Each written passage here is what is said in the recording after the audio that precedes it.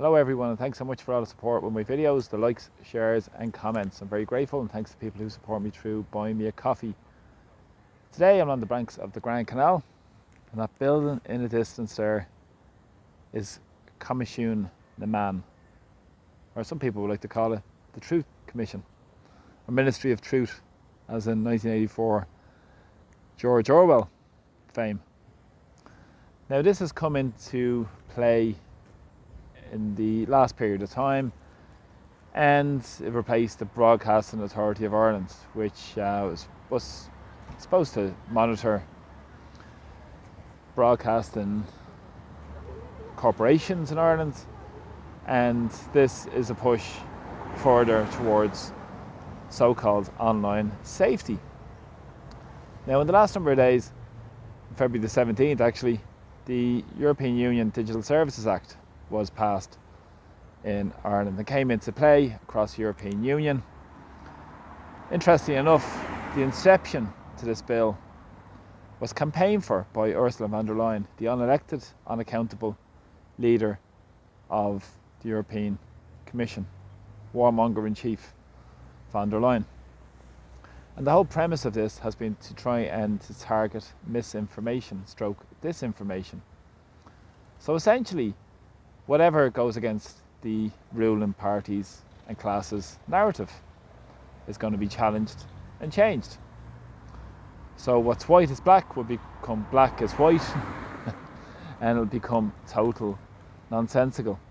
Because in any democracy, or any country that tries to claim democracy, it is crucially important to have robust scrutiny of governmental policy decisions, and that involves robust debate, dissent, criticism, and people are entitled to hold their view, and freedom of expression is a vital part of any functioning democracy. But unfortunately we've seen a drive in the European Union and in Ireland towards authoritarianism. Dublin would host the vast majority of head offices, European headquarters for big tech companies such as Google, Facebook, X, and many, many more platforms. So part of this process is to start this Comisiún na Man here, and to work with a lot of European countries to try and target so-called freedom of expression, so-called disinformation and misinformation. So it's quite interesting to see this being given such strong powers. In the last number of days, they've been pushing in the national media here in Ireland, advertising and about trying to get trusted flaggers. Now these are people who would report content that they see online, and then they would be the de facto regulators. The people in a room here behind me will organise and decide what is the truth. And if you consider, as I said, this has come from European policy. Over 70% of the legislation in Ireland is transposed from European directives. And that starts through lobbyists, big powerful entities, big corporations who have the money to lobby the European Commission. The European Commission then proposes legislation, and that's pushed through various platforms in the European Union, such as European Parliament, and then it's transposed into Irish legislation. So it's a quick analysis of where is Irish democracy, where is Irish sovereignty. It doesn't really exist. And when you can see the move to tackle so-called misinformation and disinformation, when you consider the biggest purveyors of misinformation and disinformation are the ruling classes. One example would be recently with the debate on the upcoming referendum, where a lot of mistruths are being spoken about the so-called woman's place in a home, which doesn't explicitly state in the Irish Constitution, but this is what they're trying to portray as a lazy narrative about what this referendum is about. And also people like Catherine Martin has been spreading those mistruths herself. She's the media minister here in Ireland who has been pushing this agenda as well, quite rapidly, all around Ireland as well.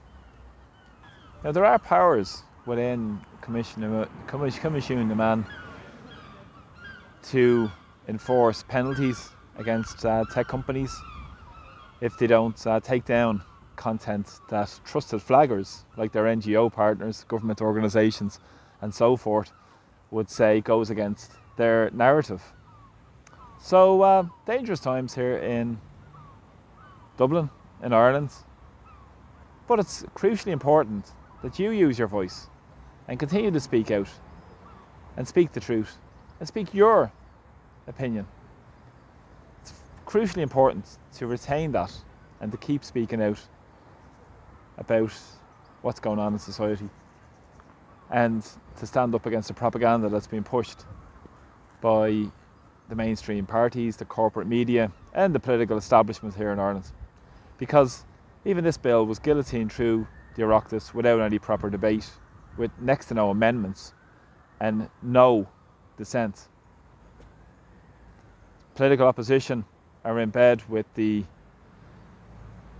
government parties, and that's what we have in Ireland. We don't have a proper opposition that stands up for the people. We have just a uniparty essentially in Dáil Éireann who support each other's policies directly and indirectly through various manners and means.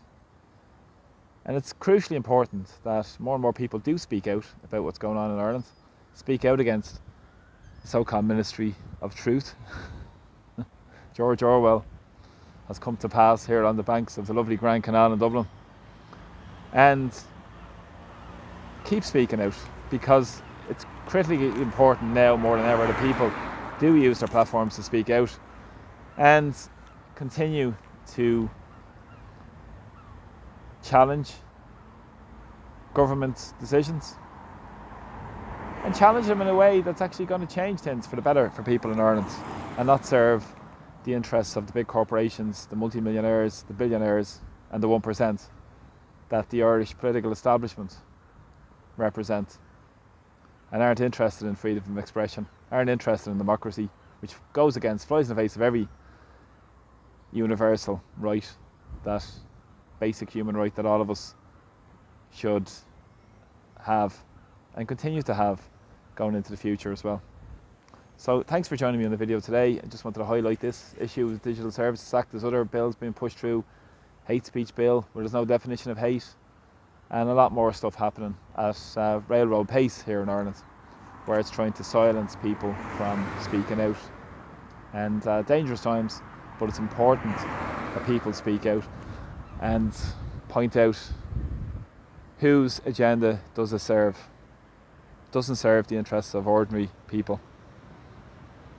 So more propaganda will be pushed and trying to silence people through this Ministry of Truth, Commission the Man here in Dublin. So from Dublin, please press like to my Facebook page, subscribe to my YouTube channel, and thanks for supporting my videos through buying me a coffee. I'm very grateful.